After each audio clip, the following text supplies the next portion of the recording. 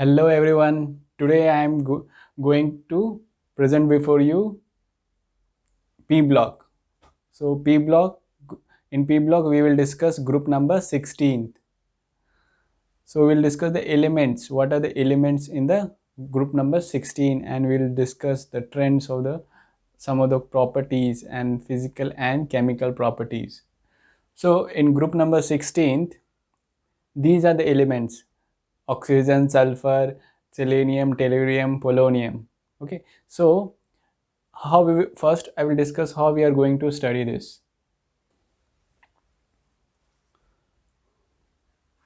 So these elements: oxygen, sulfur, selenium, tellurium, and polonium. So these five elements we have to study in a procedure. Okay, so everything in life there is a procedure. So also the study here today we'll do in a procedure. First we'll study the electronic configuration, basically the outer electronic configuration, the valence electronic configuration, valence shell mein how the electrons are arranged in different orbitals. Then occurrence, how does these elements occur in nature. After this we'll look for the trend in the atomic size. These elements, if we go down the group, how does the atomic size increase and decrease, what is the trend.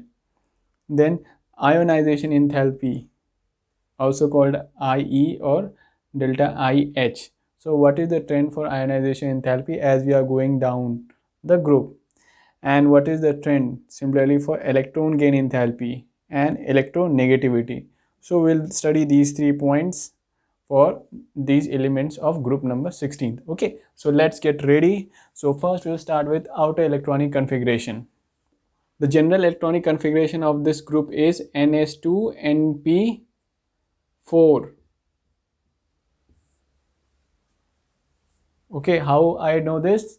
Group number is 16, so the valence electrons will be 10 minus 16. 6 will be the group valence electrons, and first NS2, and then 4 electrons are left which will go to p orbital. So there is a procedure. So we'll study how to write the outer electronic configuration. Okay, so we'll study how to write the outer electronic configuration based on the um, inner configuration. So inner configuration we look for the noble gas element. For example, we start with we will start with helium. Helium is 1s2, so we'll 1s2 and then 2s2, 2p4. Similarly here sulfur will start with neon, and then we'll start with third period, so it comes on this third period, so it is 3s2, 3p4. Similarly here neon and then argon, 4s2. Okay, 4s2. Now in this 4s2, 4p4, here comes my do electrons, 3d10. Similarly argon, krypton. So krypton, here I will have 5s2, 5p4. Okay, but before 5p4, 4d10 electrons are filled. And after krypton we have xenon. So xenon we have 6s2, 6p. Now before 6p4, what is being filled? 5d, and before 5d I have 6f. So 6f14 electron goes here, then 5d10, and then 6p4. So this is the electronic configuration of the elements of group number 16. Okay, so I think now this is okay for you how to write the electronic configuration. This you can apply for other groups also. For example, group number 17, it will be n p5. Okay, so similarly the same thing will happen. Instead of p4 there will be p5. Okay, so once you know, you can replicate for other groups also. So after electronic configuration is the occurrence. This is very easy. Okay, occurrence you don't need much logic to know. Occurrence वहाँ पे अकर होता है तो होता है. Okay, oxygen air में है 21% में तो है. Okay, so oxygen is in air it's 21%. Similarly earth crust में भी ये 21% है. Sulfur basically occurs in the form of metal sulfide ores. So sulfide ores,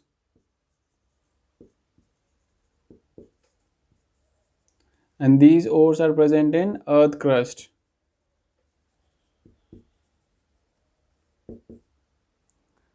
Silurium and tellurium, they also occur as metal sulfide ores.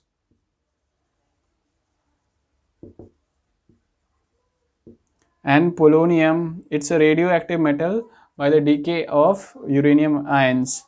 So it's radioactive. So the trends will study mainly the trends, the chemical reactivity. We mainly study for 4 elements: oxygen, sulfur, selenium, tellurium. Okay, so this was for occurrence. After occurrence, we were looking for another trends. So now comes the trend atomic size. So how will the atomic size increase, decrease as we go down the group? So as we go down the group, atomic size क्या होता है? Atomic size depends on number of shells. So as we go down a group, we know ना shell number increases. Shell number is equal to the period number. जैसे oxygen का period number 2 है तो shell number 2 है, sulphur का period number 3 है तो shell number 3 है. तो शेल नंबर इंक्रीज हो रहा है तो पीरियड नंबर atomic size भी increase हो रहा है. So as we go down, atomic size should increase. So if I draw for atomic size, so we are discussing atomic size. So if I draw a graph like this, so if here is my oxygen and here is my sulfur and here is my selenium and then tellurium and then polonium. Okay, so it should fall in a increasing, it should be increasing order and in a line. Okay, so this is my atomic radii or size.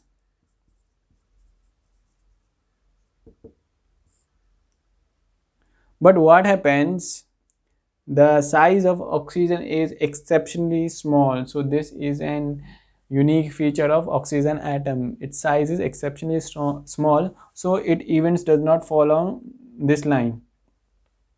What is expected is oxygen should be here, but it is much more below. The size of oxygen is much more smaller than expected. Okay, जैसे हम लोग को expect करते हैं ना marks इतने आएंगे, लेकिन आता का है कम. तो सेम वे ऑक्सीजन की एक्सपेक्टेड रेडिया ये थी, but it is much below, it's much more lower. Okay, so in atomic size you have to remember that the size of oxygen is exceptionally small, what is than the expected. So I can write here size of oxygen is exceptionally small. So we'll discuss all the exceptions, and because of which it has anomalous behavior. Next we'll discuss about the ionization enthalpy. So you should know what is ionization enthalpy.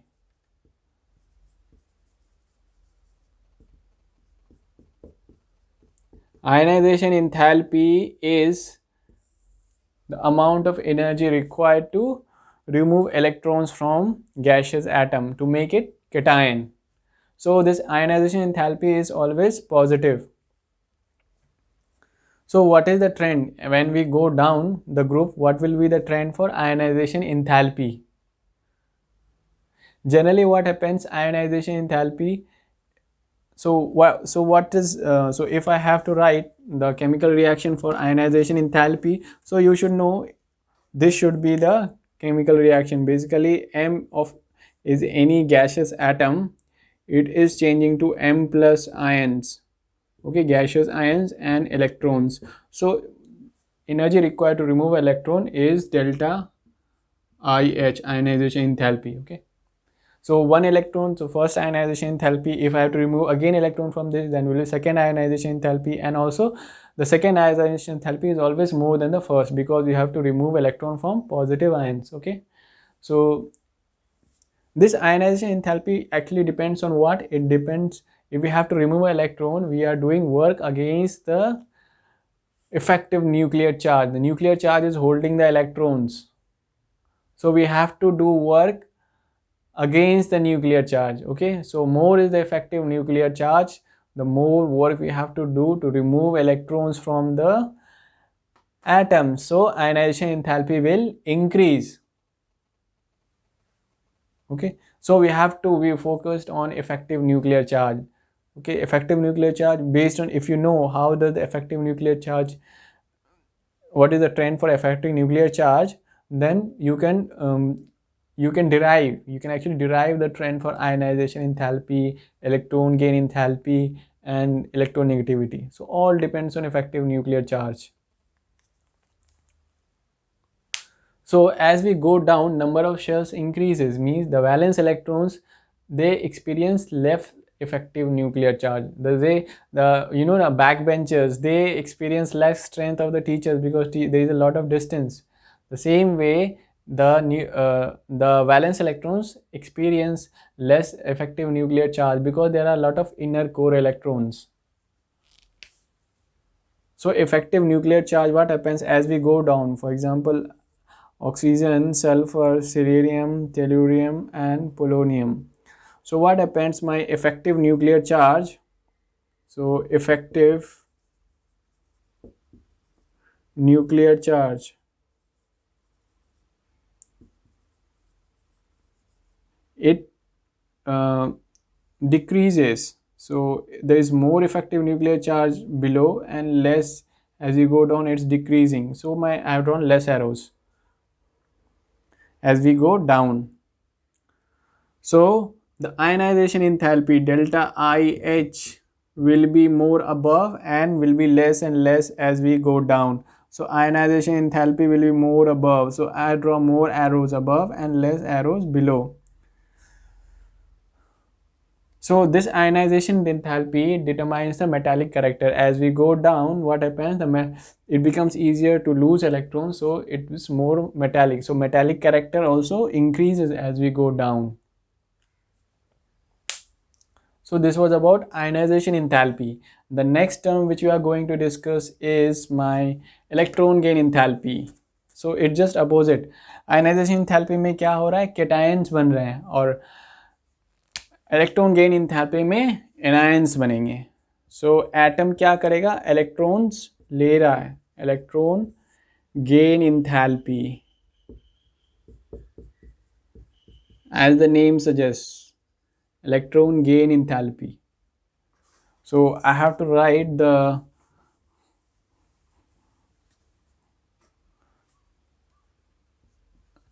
so this is a gaseous atom. It takes away the electrons, it accepts electron and become ions. So now atom is taking the electrons. So what is the force responsible for that? The force responsible for that is again the effective nuclear charge. If teacher is strong, the backbenchers will be more attentive towards the studies. The same way here, if effective nuclear charge is more, my electron gain enthalpy will be more. And what about this electron gain enthalpy? Will it be negative or will it be positive? So electron gain enthalpy में क्या हो रहा है? Electrons आ रहे हैं atom से. Okay, it's kind of a bond formation, so it's generally negative. If electron gain enthalpy is more, if atoms have tendency to gain electrons, it will be more and more negative. So it also depends on effective nuclear charge. Effective nuclear charge, और हमने अभी पढ़ा था effective nuclear charge क्या हो रहा है? It decreases as we go down. The effective nuclear charge is more above and less below. Okay, So what happens, electron gain enthalpy delta EGH, if I write, this electron gain enthalpy will be more and more negative above, and as we go down it will be less and less negative. So it is negative because these are favorable for electron gaining. Okay, so the trend should be like this, that oxygen, sulfur, silurium, tellurium. So अगर negative values लें, I am giving some dummy values. So if I say oxygen की -70 है, तो sulphur की -60 होनी चाहिए, और सिल्यूरियम की -50 एंड टेल्यूरियम की -40 एंड पोलोनियम की -30. So what I am giving some values which is in becoming less and less positive. Okay, so it should be the trend. Oxygen should have the highest negative electron gain enthalpy. Okay, this should be the trend. But what is an exception here, कि oxygen की electron gain enthalpy कम है sulphur से. Oxygen की से it's -45 only. Okay, so there is a question, why is the electron gain enthalpy of oxygen less negative than sulfur? Means what, oxygen is not that much willing to accept electrons. So oxygen, why is oxygen not willing to accept that much electron and easily electrons is, can you tell? If you have a big room, you can share with your friends. Okay, but if you have a small room, you cannot share, na, it's very, very difficult, na. So the same way happens here, because of the small atomic size. Oxygen की atomic size इतनी small है कि it cannot share with foreign electrons. So okay, so there is an repulsion between the foreign electron and the electrons of oxygen because of the small size of atomic size of electrons. So what you have to write, due to interelectronic repulsion. So this is due to interelectronic repulsion due to small size of p orbitals.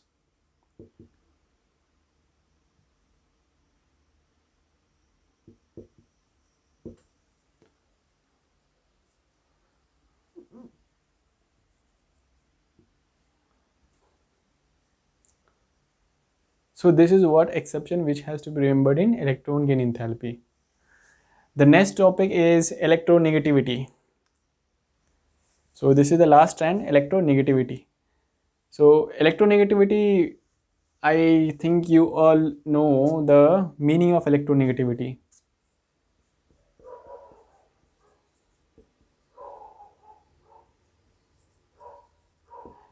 Electronegativity, it's a negativity, but it's very good to accept the electrons in a shared pair.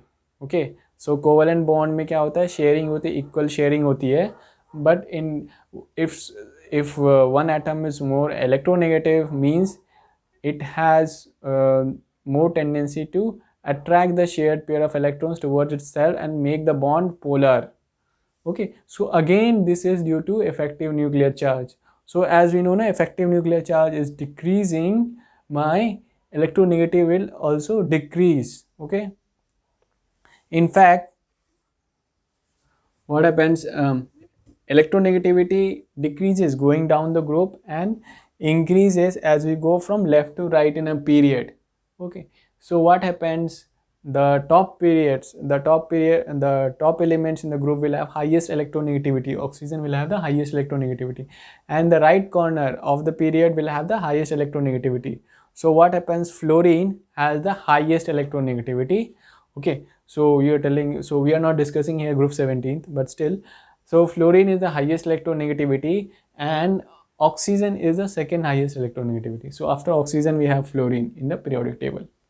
Okay, so this much we will study in today's class, and next class we will study about the physical properties and then the chemical properties of group 16th.